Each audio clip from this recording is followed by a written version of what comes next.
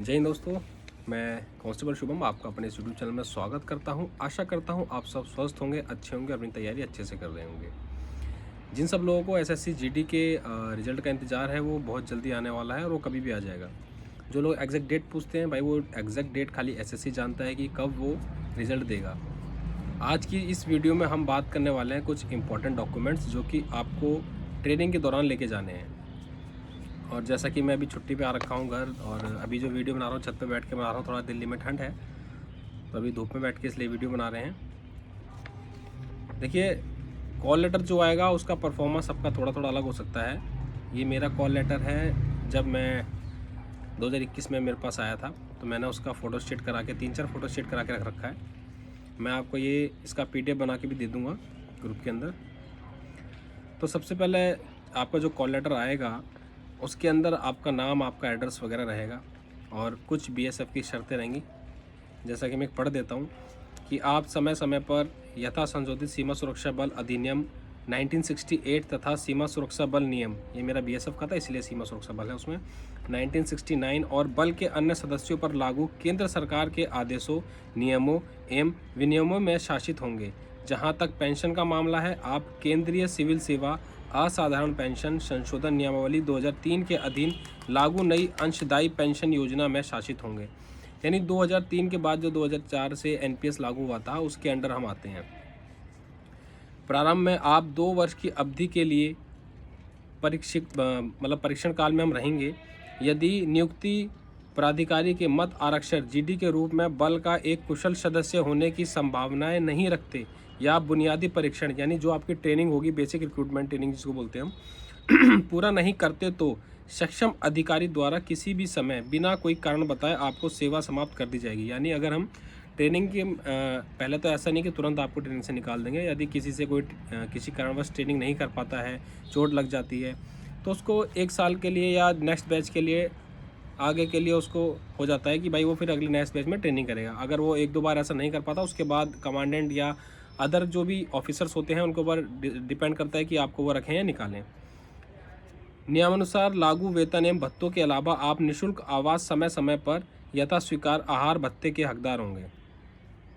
यानी जो आपके जो खर्चे वगैरह हैं, या आप जैसे मैं दिल्ली में रहता हूं तो मैं दिल्ली का HRA लेता हूं, जो कि X क्लास के XYZ 3 क्लासेस होती हैं जिसके अकॉर्डिंग वो आता है। तो मेरा X क्लास का आता है तो मेरे को 30% जो अभी इस साल का DA के अकॉर्डिंग 30% है वो मिलता है बेसिक पे का।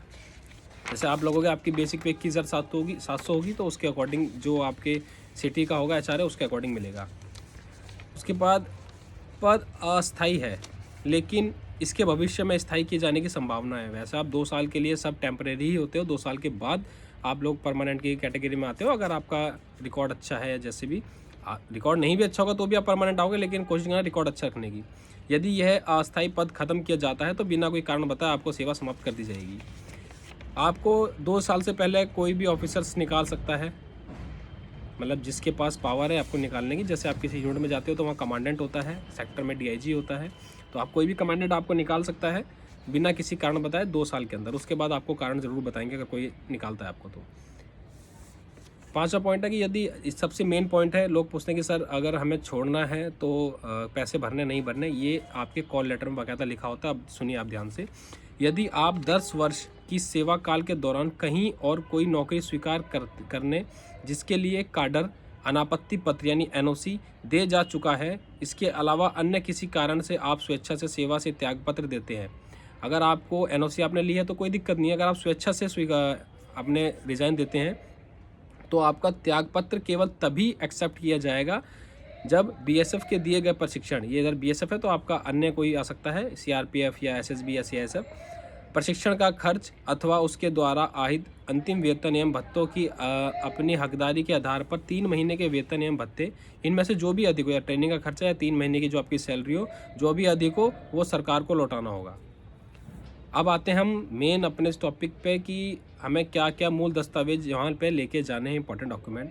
सबसे पहले आपका मैट्रिक्स का मूल प्रमाण पत्र व मार्कशीट तथा शिक्षा संबंधी अन्य प्रमाण पत्र। सबसे पहले देखो, जो वैकेंसी SSC GD की 10th बेस पे होती है तो आपको 10वीं की मार्कशीट, अगर आपने वहाँ 12th दिखा रखा है तो 12th की भी लेके जाना, ग्रेजुएशन दिखा रखी है तो ग्रेजुएशन की भी लेके जाना।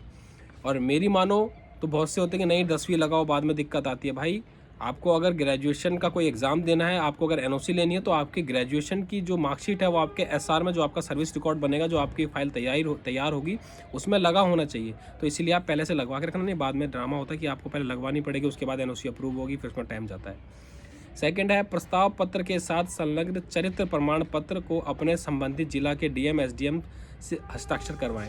जो आपका कॉल लेटर आएगा उसके साथ एक परफॉर्मा आएगा आपका करेक्टर सर्टिफिकेट का। इसमें शायद आपको सही से दिखे ना, क्योंकि ये मैंने फ़ोटो स्टेट किया था तो ऐसा है थोड़ा हल्का सा। तो ऐसे आपका एक करेक्टर सर्टिफिकेट आएगा, जो आपको आपके आसपास डीएम एसडीएम जो बैठते हैं उनसे आपको इसमें स्टैंप वगैरह लगवानी पड़ेगी, और वो लगा देंगे, ऐसा कोई दिक्कत नहीं है, वो आराम से कर देते हैं। तीसरा कि यदि आप अनुसूचित जाति जनजाति में एससी एसटी ओबीसी या पिछड़ा वर्ग से आप हैं, तो उसके समर्थन में निर्धारित प्रारूप डीएम एसडीएम तहसीलदार द्वारा जारी प्रमाण पत्र में साथ जरूर लेके जाएं। जो भी आपने एससी एसटी ओबीसी वाला सर्टिफिकेट बनवा रखा है वो ज़रूर अपने साथ आप लोग लेके जाना। और उसके बाद हम बात करते हैं,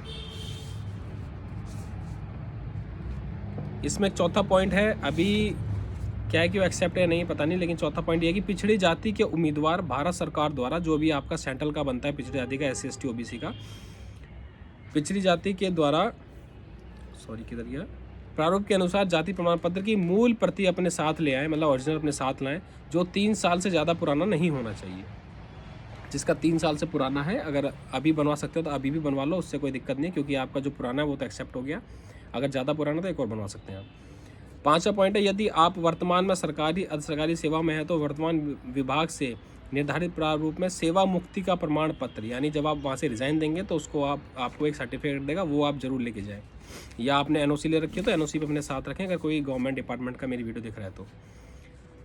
6वां पॉइंट है, हाल ही का खिंचा हुआ स्वयं का 10 पासपोर्ट साइज़ फ़ोटो साथ ले आएँ। फ़ोटो भाई ज़रूर लेके जाना, आपके बहुत फ़ोटो लगते हैं, मेरे ख्याल से 10 का 10 से ज़्यादा लेके जाना, चाहे 10 लगें लेकिन फ़ोटो ज़्यादा लेके जाना। और अपने फ़ोटो के साथ अपने मम्मी का, अपने पापा का, अपने परिवार का, सबका फ़ोटो रखना। हालांकि लगेगा तो एक आध लगेगा, वरना लगेगा नहीं, लेकिन ज़रूर लेके जाना। और सबकी आईडी, अपने मम्मी की, अपने भाई की, अपने पापा की, जो भी मतलब आपसे रिश्ता रखता है, मम्मी पापा भाई बहन में, दादा दादी का नहीं लगेगा, आपके मम्मी पापा भाई बहन में जो भी है उन सब के डॉक्यूमेंट ज़रूर रखना। उनका पैन कार्ड, उनका आधार कार्ड हमेशा अपने पास रखना, फ़ोटो स्टेट ओरिजिनल नहीं। 7वां पॉइंट है, उपरोक्त दर्शाए गए दस्तावेजों के अलावा अपने साथ 8,000 रुपये, जिसमें से 4,000 रुपये राशन अग्रिम। देखो हमारे टाइम पे क्या था, जिस टाइम हम ज्वाइन हुए थे उस टाइम जो राशन मनी का पैसा था वो 3,000 समथिंग 800-900 लगता था, इसलिए इसमें 4,000 है। अभी जो है राशन मनी वो 4300 लगभग 4400 रुपये हो गई है, तो आप लोगों को लगभग 10-12 हज़ार रुपये पक्का लेके जाना, क्योंकि स्टार्टिंग में आपको 1-2 महीने सैलरी नहीं मिलेगी, और वो जो राशन मनी का एडवांस पैसा जमा होता है वो आप लोगों से ही लिया जाएगा। और इसके अलावा आप अपने खर्चे के लिए भी कुछ पैसे लेके जाएं। स्टार्टिंग में वहाँ पे आपकी क्लोथिंग वगैरह जो आएगी वो आपको अपने खर्चे से करनी पड़ेगी, लगभग 20,000 तो आप फिर भी लेके जाएं।